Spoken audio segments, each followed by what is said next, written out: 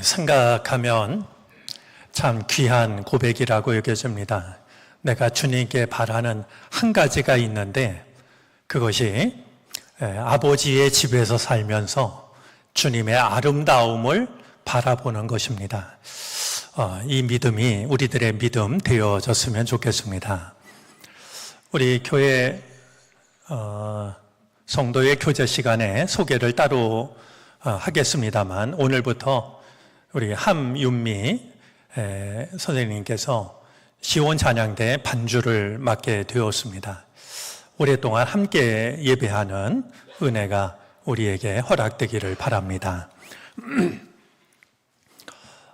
지나간 한 주 동안도 우리에게는 많은 일들이 있었습니다.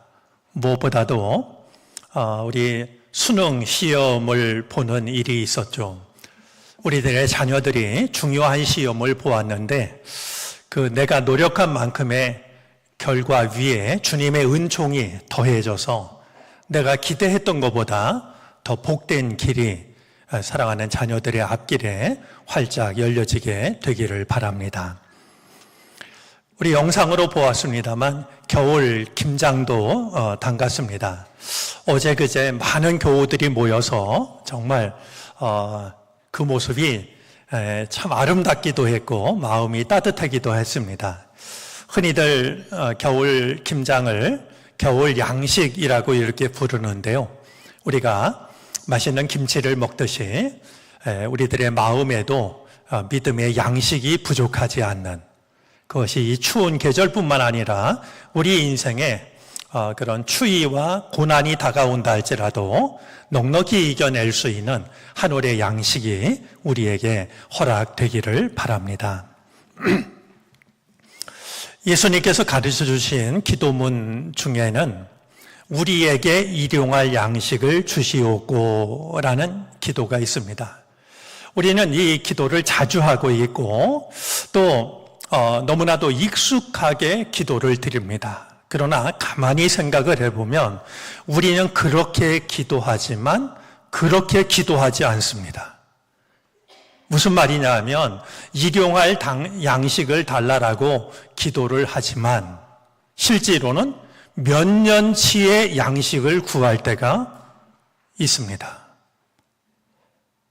주님은 매일매일의 삶이 하나님께 달려 있음을 그 기도를 드리면서 생각하라고 하는데 우리는 그 기도를 너무나도 자주 너무나도 익숙하게 드리면서도 때로는 몇 년치, 때로는 평생, 때로는 몇 대에 이르는 양식을 구할 때가 있는 것이죠. 오늘 예배하러 나온 우리들에게 일용할 양식을 허락해 주시기를 바랍니다. 지나간 시간을 믿음으로 이해할 수 있고 다가올 시간을 믿음으로 받아들일 수 있는 그 일용할 양식이 우리에게 필요합니다. 너무 과분한 은혜를 구하지 말고 지나간 시간을 제가 믿음으로 받아들일 수 있도록 일용할 양식을 주십시오. 다가올 일들을 믿음으로 받아들일 수 있는 일용할 양식을 주십시오. 오늘 나누는 말씀이 그런 일용할 양식이 되어지기를 바랍니다. 중요한 것은 아니지만 오늘 본문인 말라기서를 말씀 나누기 전에 먼저 한 가지 확인할 것이 있습니다. 우리 이 말라기서는요, 우리 성경에 나오는 기자로 끝나는 책들이 있습니다.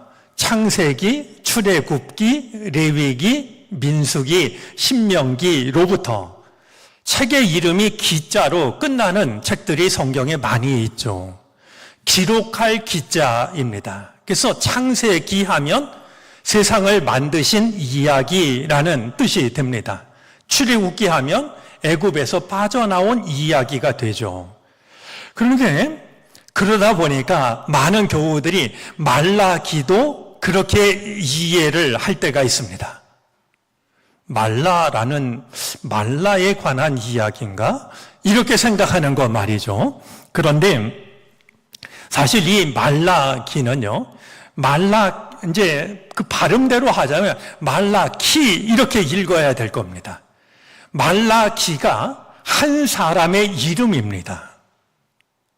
그리고 그 이름의 뜻은 나의 사자라고 하는 이런 뜻을 가지고 있습니다. 그러니까 아주 사소한 일일 수 있지만 말라기에 대한 오해가 우리에게 없도록 말라기가 사람 이름이구나. 그리고 그의 이름의 뜻이 나의 사자, 나의 메신저라고 하는 이런 뜻이구나 라고 하는 것을 마음에 두었으면 좋겠습니다. 우리가 잘 알고 있는 것처럼 말라기서는 12소선지서 중에 하나입니다. 우리 구약에 대선지서가 있고 소선지서가 있는데요. 예를 들면 이사야, 예레미야, 에스겔, 다니엘 이거를 대예언서라 부르고요. 소예언서가 12개가 나옵니다. 한 가지 오해하지 말아야 될 것은 대예언서는 중요하고 거룩해서 대자가 붙고 소예언서는 뭔가 보잘것없어서 소자가 붙는 게 아닙니다. 그것을 구분하는 유일한 기준은 분량입니다. 그런 의미에서 우리가 소예언서라고 해서 무시할 일이 아닌데요. 사실 12소예언서를 생각하면 우리는 이름도 낯설고 사실은 그 순서도 기억하기가 쉽지가 않습니다. 그럼에도 불구하고 예외적인 소예언서 중에 하나가 있는데 바로 말라기서입니다. 우리 교우들이 말라기서는 다른 소예언서와는 달리 잘 기억을 합니다. 두 가지 점 때문일 겁니다. 하나는 구약 성경을 마치는 마지막 책이기 때문에 또 말이라는 뜻이 마지막이라는 건 아니지만 하필이면 말로 시작을 해가지고요. 이래저래 말라기서가 구약의 마지막 책이지 금방 이해를 합니다. 또 하나 말라기서를 기억하는 이유 중에 하나는 여러분들 신앙생활 하면서 참 많이 들었을 11조에 대한 강조를 할 때마다 늘 인용되었던 말씀이 말라기서에 담겨져 있습니다. 제가 평소에 언급하지 않던 내용이라 잠깐 말씀을 찾아보면 다음과 같습니다. 하나님께서 백성들에게 이제라도 나에게 돌아오라고 말씀합니다. 그러면서 너희가 나에게로 돌아오면 나도 너희에게로 돌아가겠다라고 말씀을 하시죠. 그러자 백성들이 하나님, 우리가 하나님께로 돌아가려면 무엇을 해야 합니까? 라고 질문을 합니다. 그때 하나님께서 이렇게 대답하십니다. 사람이 하나님의 것을 훔치면 되겠느냐? 그런데도 너희는 나의 것을 훔치고서도 우리가 주님의 무엇을 훔쳤습니까? 하고 되묻는구나 라고 말씀합니다. 자, 그럼 하나님께서 말씀하시는 너희가 나의 것을 훔쳤다라고 말할 때 이 훔친 것은 무엇일까요? 바로 그것이 11조와 헌물, 11조와 헌금이었습니다. 그러니까 온전한 11조. 11조는 사실 우리가 10의 1을 아깝지만 하나님께 드리는 게 아니라 내게 주신 모든 것이 다 하나님께서 주신 것입니다라는 믿음의 고백이 아니겠습니까? 헌금도 마찬가지고요. 근데 이스라엘 백성들은 그렇지가 못했던 겁니다. 특별히 11조를 두고서는 이렇게 말씀을 하십니다. 말라기서 3장 10절부터 11절까지인데요. 너희는 온전한 11조를 창고에 들여놓아 내 집에 먹을거리가 넉넉하게 하여라. 이렇게 바치는 일로 나를 시험하여 내가 하늘문을 열고서 너희가 쌓을 곳이 없도록 복을 붓지 않나 보아라. 나 만군의 주의 말이다. 나는 너희 땅의 소산물을 해로운 벌레가 먹어 없애지 못하게 하며 너희 포도밭의 열매가 채 익기 전에 떨어지지 않게 하겠다. 나 만군의 주가 말한다. 이런 내용이 있어서 특히 부흥회를 할 때나 이런 집회 때는 항상 11조를 강조하면서 인용했던 말씀이 바로 말라기서가 되었던 것입니다. 오늘 본문은 말라기서 중에서도 마지막 장인 말라기서가 4장으로 되어져 있는데 4장 1, 2절을 읽었으니까 구약성경 맨 끝에 나오는 책에서도 마지막 장에 해당하는 말씀이 됩니다. 이제 오늘 본문을 이해하기 위해서는 말라기서의 배경을 이해하는 것이 중요할 터인데요. 먼저 이 말라기서의 저작 연대는요, 기원전 450년으로부터 530년 경으로 추정을 합니다. 왜 제가 추정이라는 말을 썼냐 하면 다른 역사서와는 달리 말라기서에는요, 이 책을 기록한 연대가 따로 기록이 되어 있지 않습니다.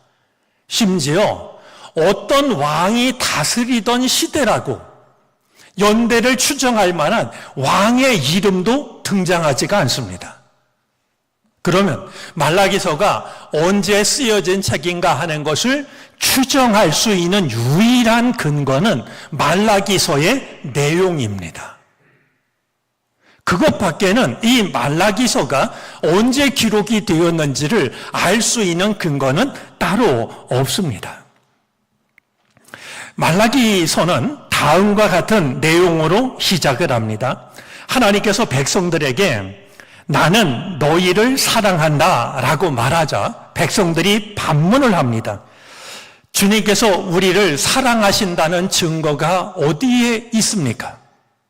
우리 공동 번역으로 보면 주께서 우리를 사랑한 것이 무엇입니까? 이게 뭔가 가시돋친 말처럼 말이죠. 하나님께서 내가 너희를 사랑한다고 하니까 하나님이 우리를 사랑한 게 뭐가 있냐고 말이죠. 백성들이 반문을 하는 겁니다. 이 한마디 속에 여러분 사실 이 말투 속에 그 사람의 마음이 진짜 마음이 담기는 거 아니겠습니까? 우리는 글자로 읽기 때문에 백성들의 마음을 헤아릴 수는 없지만 뭔가 좀 꼬부라진 마음으로 말이죠. 아니 하나님이 도대체 우리를 사랑하는 게 뭐가 있습니까? 이렇게 이제 묻고 있는 거 아니겠습니까? 자, 이 한마디 속에 백성들의 실상이 고스란히 담겨져 있는데요.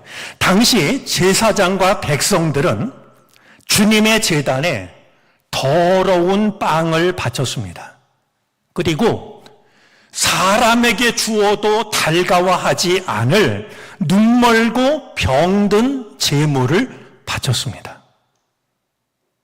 그러면서도 마음으로는 하나님께는 아무렇게나 상을 차려도 된다라고, 아니 하나님이 내려오셔서 뭐 그걸 수저로 드시는 것도 아닌데 더러운 빵을 바쳤고요, 사람에게 주어도 반가워하지 않을 병든 짐승을 하나님께 바치고 있었습니다.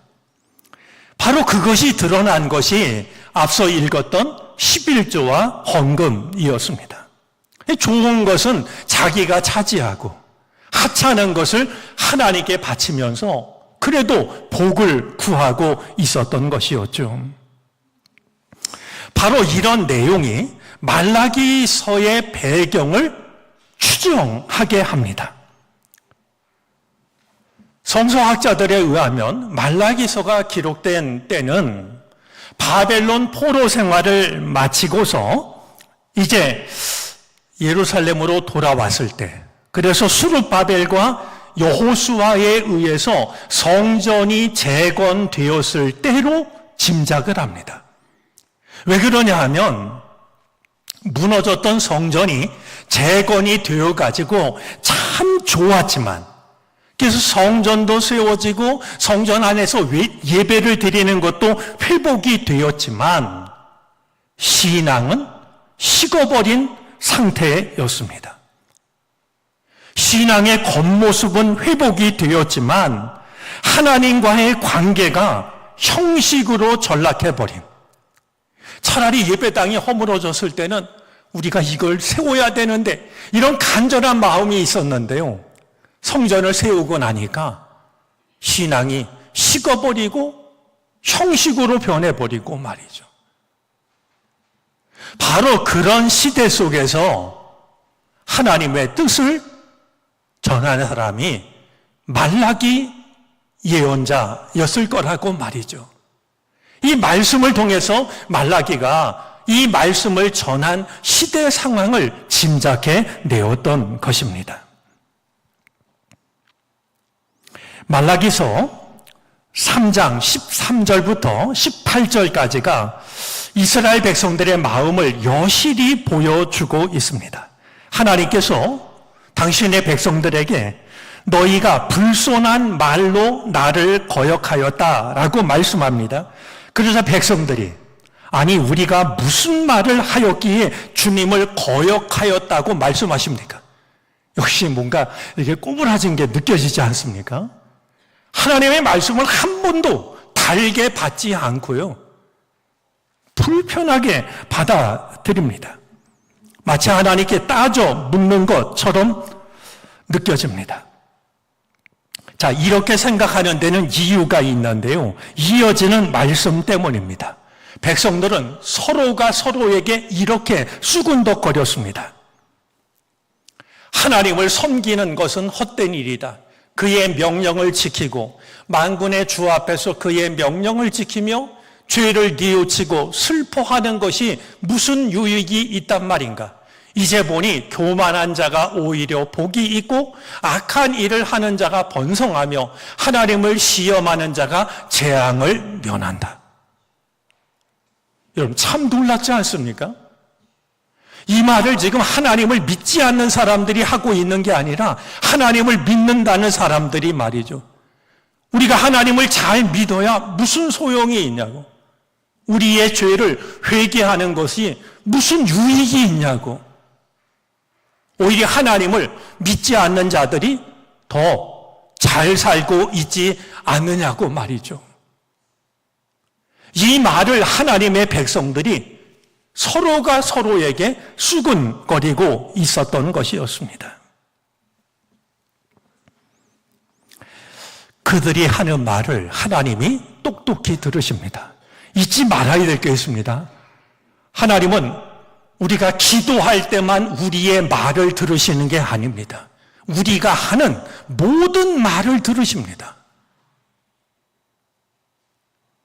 예배실을 떠나서 어딘가 후미진 곳에서 서로 수근수근거린다고 그 말은 못 들으시고 예배당에 나와서 기도할 때만 하나님 그 말을 들으시는 게 아니라 백성들이 하는 말을 똑똑히 들으셨던 것입니다. 자, 그런데요, 이스라엘 백성들 모두가 다 이런 것은 아니었습니다. 대부분의 백성들이 하나님을 원망하고 무시하고 있었지만요, 백성들 중에는 주님을 경외하고 주님의 이름을 존중하는 사람들이 있었습니다. 하나님이 보실 때도 그들이 대견하고 고마웠던 것 같습니다. 하나님은 그들을 두고서 이렇게 말씀을 하십니다. 한번 읽어보시겠습니까?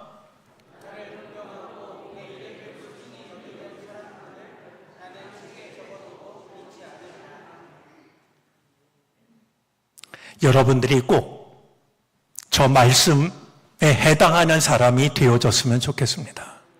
나를 공경하고 내 이름을 소중히 여기는 사람들을 지금 설교 중에 메모하시는 분들이 계신데요. 하나님께서 뭐라 그러시냐면 나의 비망록에, 나의 수첩에 그들의 이름을 적어두고 잊지 않겠다고 말이죠.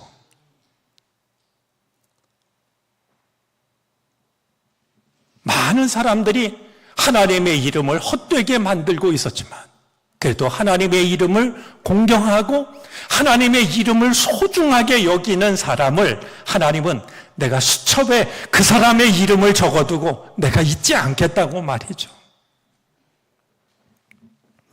이렇듯 서로 다른 백성들의 모습을 보면서 하나님이 분명하게 말씀하는 것이 있습니다. 주님의 날이 임하면 의인과 악인을 구별하겠다고, 하나님을 섬기는 자와 섬기지 않는 자를 분별하겠다라고 말씀을 합니다. 지금은 믿는 사람이나 안 믿는 사람이나 차이가 없고 오히려 악한 사람이 잘 사는 것처럼 그렇게 보이지만 주님의 날이 임하면 의인과 악인을 내가 구별하겠다. 그리고 모두가 다 하나님을 믿는 것 같지만 정말로 하나님을 믿는 자와 믿지 않는 자를 내가 구별하겠다라고 말씀하신 겁니다. 자, 지금까지 말씀드린 이것이 말라기서의 말라기 4장 1절과 2절 말씀을 이해하는 배경이 됩니다. 과연 하나님께서는 주님의 날에 의인과 악인을, 하나님을 경외하는 자와 하나님을 무시하는 자를 어떻게 구별하시는 것일까요? 1절은, 오늘 본문 1절은요, 악인에게 닥칠 운명이 무엇인지를 말하고 있고, 2절은 의인에게 닥칠 운명이 무엇인지를 알려줍니다. 먼저 악인들의 운명을 살펴볼까요? 악인에게 주님의 날은 용광로처럼 임합니다. 용광로의 뜨거운 불처럼 모든 것을 살라버리는 날이 되고 맙니다. 그러면 모든 교만한 자, 하나님을 안 믿는 게 아니라 하나님의 이름을 거들먹거리지만 실제로는 교만한 자, 악한 일을 하는 자는 지푸라기 같이 타버리게 됩니다. 여러분, 참 기가 막히지 않습니까? 아니, 쇠도 녹이고 돌도 녹이는 용광로에 지푸라기는 얼마나 쉽게 타버릴까요? 얼마나 쉽게 사라질까요?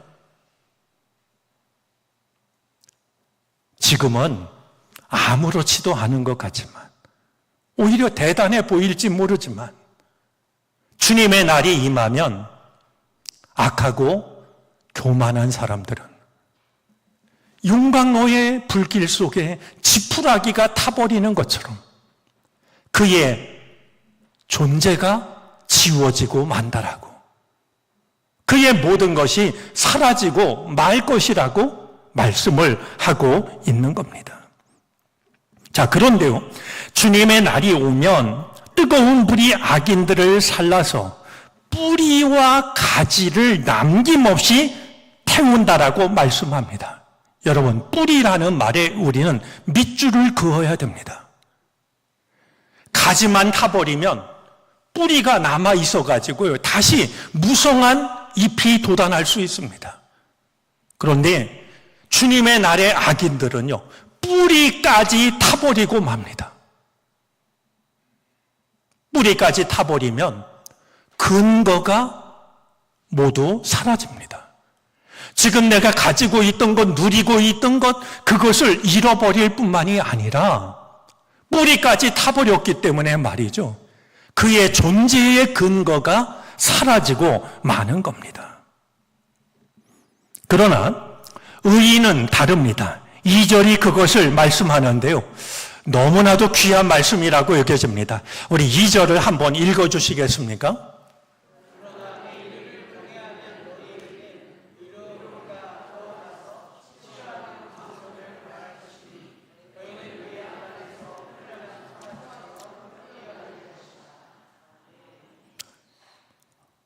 이럴 땐 야호, 아멘이 아니라 막 야호라는 소리라도, 그런 말씀 중에 하나입니다. 아멘이라는 말보다도 정말 야호라는 말이 우리들의 마음을 더 잘 담고 있다라고 하면, 저는 아멘의 우리말 뜻이 있다면 아무렴이 아닌가 생각합니다. 아무렴, 그렇지.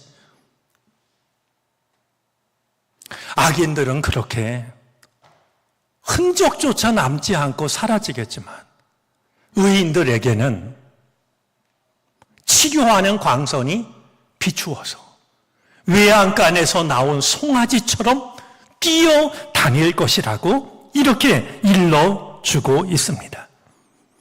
여러분, 외양간에서 나온 송아지는 눈에 선하지 않습니까? 온 세상이 궁금하고 그동안 갇혀 있어서 너무나 갑갑했고 에너지가 넘치는, 기운이 넘치는 이 송아지가 외양간에서 풀려나면 얼마나 좋은지 말이죠. 뛰어다닙니다. 이럴 때는 우리 의태어 하나가 필요한데 우리말 중에 공중이라는 말이 있습니다. 그냥 뭐 가볍게 이런 게 아니라요. 그 기쁨을 참지 못해가지고 공중 뛰어다니지 않겠습니까? 이런 송아지처럼 외양간에서 나온 게 너무나 좋아가지고 공중 뛰어다니는 송아지처럼 내가 의인들을 외양간에서 꺼내어서 뛰어다니게 하겠다라고 말씀을 하고 있는 겁니다. 그런데요, 하나님께서 이 송아지를 외양간에서 밖으로 끌어내기 전에, 밖으로 나오게 하기 전에 먼저 하시는 일이 있습니다. 아직 송아지가 외양간 안에 있을 때, 왠지 어두침침한 외양간에 있을 때 의로운 해가 떠오르게 하십니다. 의로운 해가 떠오르면 치유하는 광선이 퍼집니다. 기억해야 될 게 있습니다. 하나님은 외양간에 갇혀있던 송아지를 병든 채로 내보내기를 원하지 않으십니다. 병든 채로 나가면 공중 뛰지 못할 겁니다. 기쁨을 온전히 누리지 못할 겁니다. 하나님을 인정하지 않는 시절, 그래도 하나님을 경외하고 하나님의 이름을 소중히 여기며 살아가는 백성들의 아픔과 상처, 서러움을 먼저 치료해 주십니다.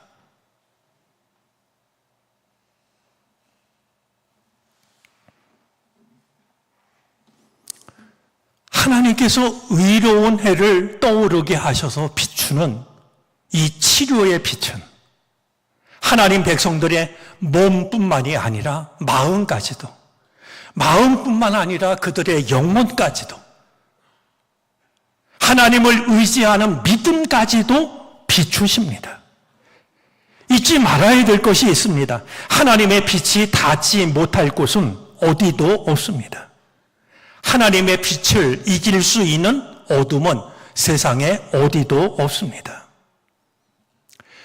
사실 위로부터 돋는 해는 사가랴의 예언에 따르면 예수 그리스도를 가리키는 칭호입니다. 사가랴가 세례 요한이 태어났을 때 그동안 말 못하던 혀가 풀리게 됩니다. 그리고 성령이 가득하여서 예언을 하는데요, 그의 예언 중에는 다음과 같은 내용이 있습니다. 이것은 우리 하나님의 자비로운 심정에서 오는 것이다. 그는 해를 하늘 높이 뜨게 하셔서 어둠 속과 죽음의 그늘 아래에 앉아있는 사람들에게 빛을 비추게 하시고 우리의 발을 평화의 길로 인도하실 것이다. 지금 사가랴가 예언하고 있는 해를 높이 뜨게 하셔서에 해당하시는 분이 바로 예수 그리스도이신 겁니다. 자, 그런 점에서 말라기를 대하면서 우리가 기억해야 할 것이 있습니다.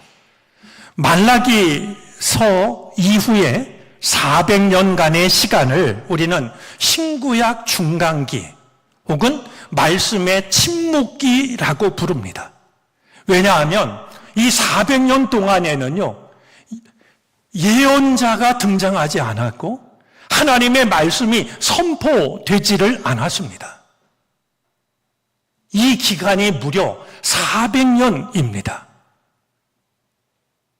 그 끝에 광야에서 예수님의 길을 예비했던 세례 요한이 등장하는데요, 세례 요한에 관한 말씀을 보면 주의 말씀이 그에게 임하였다라고 기록하고 있는 걸 보게 됩니다. 400년간의 침묵이 깨어지는 순간입니다. 그 뒤를 잇는 것이 말씀이 육신이 되어 우리를 찾아오신 예수 그리스도의 탄생입니다. 이는 우리에게 중요한 사실 한 가지를 확인시켜 줍니다. 우리를 절망의 외양간에서 꺼내 주실 분은 우리를 외양간에서 꺼내줄 치료의 빛은 예수 그리스도에게서 온다라는 사실입니다.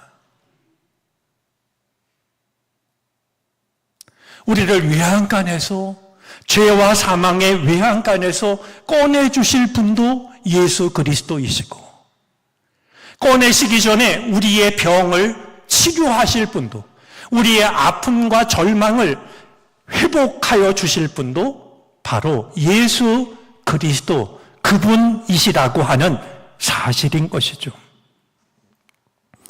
외양간에서 나온 송아지가 기뻐 뛰는 모습은 찬송가의 한 가사를 떠올리게 합니다. 생각나셨는지 모르겠는데요. 죄악 벗은 우리 영혼은 기뻐 뛰며 춤을 추겠네. 우리 한번 저 대목만 찬송해 보실까요? 죄악 벗은 우리 영혼은 기뻐 뛰며 춤을 추겠네.